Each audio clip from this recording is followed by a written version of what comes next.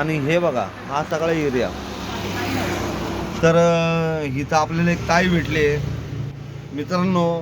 ताई इतकी अडचणीमध्ये आहे की खरंच ताई, मी व्हिडिओ बनवायच्या आधी ताईंसोबत चर्चा केली आणि ताईंनी मला त्यांचं जे सांगितलं म्हणजे अक्षरशः हे बघा, हे पद्मावतीचं हे आपले सगळे घर आहेत. पद्मावतीच्या घरामध्ये आपली एक आई आहे, ती माझी आई घरामध्ये आहे. आणि त्या ताईच्या तोंडातून तुम्ही आता ऐका काय आहे ते. ताई नमस्कार, आपल्या प्रेक्षकांना सांगा तुम्ही. काय नाही, आता मला कुणी नाही आहे. मला आई आहे, फक्त आईची सेवा करते मी. आईला बरं पण कुणी नाही. भाऊ जे आहे कुणी कुणाचं नसतं. जे बी काय आहे ते आम्ही दोघीच आहे. मला जेवढी काय असेल तुमच्याशी मदत होईल तर करा, कारण माझ्या आईसाठी खूप करण्याची माझी हे नाही आहे. मी कुठं सर्व्हिसला नाही किंवा काय नाही. मी आपल्या घरात बसून असते. कसं तरी चाललेलं असतं आपल्या इकडून तिकडून आणायचं आणि करायचं. मित्रांनो, मी ताईचा ऐकून मला इतकं वाईट वाटलं. माझा आत्मा इतका म्हणजे थरथर कापतोय की मी असं एवढं दुःख एखाद्याच्या नशिबामध्ये असू शकतो. ताईला कोणीच नाही आहे, मुलगा नाही आहे, भाऊ नाही आहे आणि पॅरालिस झालेली आई आहे. त्या आई हे बघा ह्या घरामध्ये आहेत. मित्रांनो, इतकं वाईट वाटतंय की आपण ताईला खरंच मदत केली पाहिजे. ताई आणि आई, अहो आपण समाजसेवेसाठीच जन्माला आलो आहे. आपला काय उद्देश आहे, आपल्याला काय करायचं आहे? अहो कुटुंब सांभाळायला सगळ्यांचंच जीवन जातं आहे. बायको आली, पोरं आली, आई आली, भाऊ आलं, बहीण आलं, हे सगळे सख्खे नाते सांभाळायला सगळ्यांचंच जीवन जातं. पण अशी पण आपली नाते आहेत की जी ह्या आईसाठी आहेत, ह्या ताईसाठी आहेत.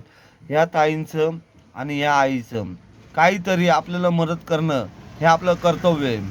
आणि मी आता आईला का दाखवत नाही मित्रांनो की आई थोडी आजारी आहे, आईला ताप आला, आईने तो गोळ्या औषधं घेतलीत, आई झोपली आहे.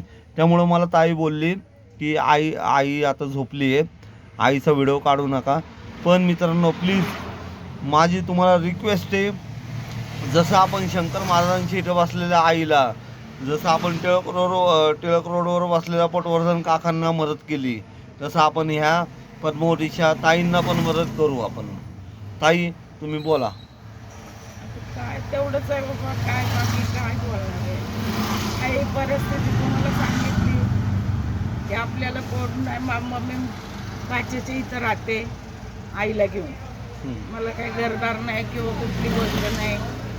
उद्या जरी माझ्या आईचं काही कमी जास्त झालं तर मला कोणचा आधार नाही. आईचं वय किती आहे? आईचं वय 76 आहे. 86. अच्छा. आईचं वय आणि आज माझं 60 86. वय. तुमचं 60. आज 86 वर्षाच्या आईला मित्रांनो, जर एखादी आपली विचार करा मित्रांनो, ताईचं वय 60 आहे आणि आईचं वय 86 आहे. जर 86 वर्षाच्या आईला जर एक 60 वर्षाची मुलगी सांभाळू शकत असेल, आज तुम्हाला माहिती आहे जगामध्ये काय चाललंय की मुलं 20, 22, 25 वर्षाची मुलं आईला सांभाळू शकत नाही. मुली पण आईला धोका देऊन हे निघून जातात. पण ही आमची जुनी पिढी आहे, ह्या जुन्या पिढीला आपण जपलंच पाहिजे. आणि आमच्या आईसाठी आणि आमच्या बहिणीसाठी प्लीज मित्रांनो ह्यांना मदत करा. हे बघा आपण हे समोरून आलो आपण पद्मा स्वीटर्स, पद्मावतीचा कॉर्नर. आतून आलो आपण ओढ्याच्या इथून, तर ह्या साईडला आपण सरळ विणकरच्या इथं जातो आणि ह्या विणकरच्या बाजूलाच ताईंचं घर आहे. ताई तुमच्या घराचा पत्ता सांगा. बापूजी नगर, प्लॉट नंबर 1095, सहकार नगर 2.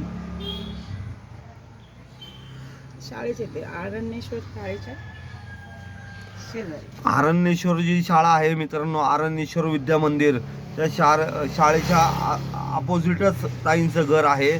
ताई इथे असतात. ताईंना मदत करा मित्रांनो, तुम्हाला ही हात जोडून विनंती आहे. ताई एकदा यांना आव्हान करा.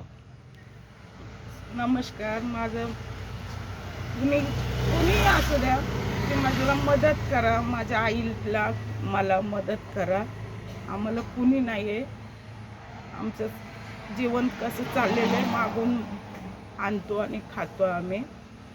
तुम्ही मला जेवढी होईल तेवढी मदत करा. तर मायबाप मित्रांनो, तुमच्या पाया पडून तुम्हाला हात जोडून विनंती एकच आहे राहुल भाऊची, की अशा मायबाप माझ्या आईला माझ्या बहिणीला मदत करा. सलाम.